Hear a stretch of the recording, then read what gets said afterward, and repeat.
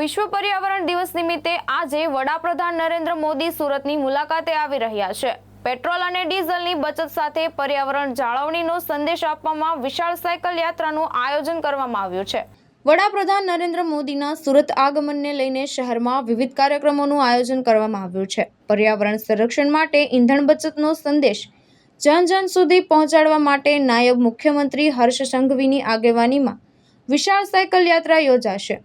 આ સાયકલ યાત્રા લાલભાઈ કોન્ટ્રાક્ટ સ્ટેડિયમથી શરૂ થશે, ઇન્દોર સ્ટેડિયમ સુધી પહોંચશે। યાત્રામાં સુરતના ડાયમંડ ઉદ્યોગકારો, સામાજિક આગેવાનો, સુરત પોલીસ, કલેક્ટર કચેરીના અધિકારીઓ તેમજ સુરત મહાનગરપાલિકાના અધિકારીઓ જોડાશે।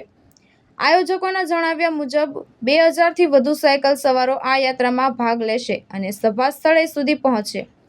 સાયકલ યાત્રા દ્વારા ઈંધણ બચત, સ્વસ્થ જીવનશૈલી અને પર્યાવરણ પ્રત્યે જાગૃતિ લાવવાનો પ્રયાસ કરવામાં આવશે। વિશ્વ પર્યાવરણ દિવસના અવસરે યોજાનારી આ યાત્રા શહેરમાં આકર્ષણનું કેન્દ્ર બની છે।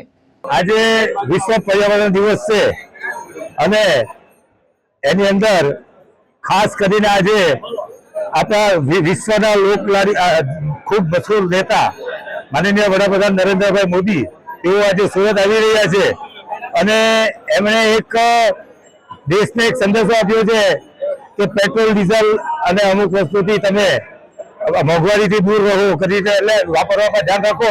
તો એ હેતુસર આજે અમારે વિશ્વ પર્યાવરણ દિવસના નિમિત્તે લેબ્રોન ડાયમંડ ઇન્ડસ્ટ્રીઝ ના દરેક મેમ્બરો એ આજે સાયકલિંગ રેલીથી આજે જ્યાં વડાપ્રધાન મોદી સાહેબ જે ઇન્ડોર સ્ટેડિયમ આવી રહ્યા છે ત્યાં જવા માટે આજે અહીંયા એકત્રિત થયા છીએ। અત્યારે 1200 થી 1400 લોકો અહીંયાથી રેલીમાં જોડાયા છે। આ રેલી અહીંયા લાલભાઈ સ્ટેડિયમ થી અત્યારે લગભગ 5 કિલોમીટર દૂર ઇન્ડોર સ્ટેડિયમ આવેલું છે ત્યાં અમે ટૂંક સમયમાં માનનીય આપણા ગૃહમંત્રી શ્રી હર્ષભાઈ સંઘવી આવી રહ્યા છે અને ચાલુ કરીશું।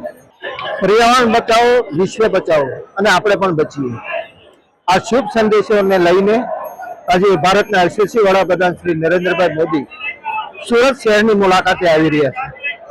એમના સભા સ્થળ સુધી ડાયમંડ ઇન્ડસ્ટ્રી, શૈક્ષણિક સંસ્થાઓ, સામાજિક આગેવાનો 5000થી વધારે લોકો આજે પેટ્રોલ અને ડીઝલની બચતની પ્રધાનમંત્રીની અપીલ છે એને માન રાખીને અમે અત્યારે હજારોની સંખ્યાની અંદર સાયકલ દ્વારા ઇન્ડોર સ્ટેડિયમ સભા સ્થળ સુધી જવા માટે નીકળી રહ્યા છીએ।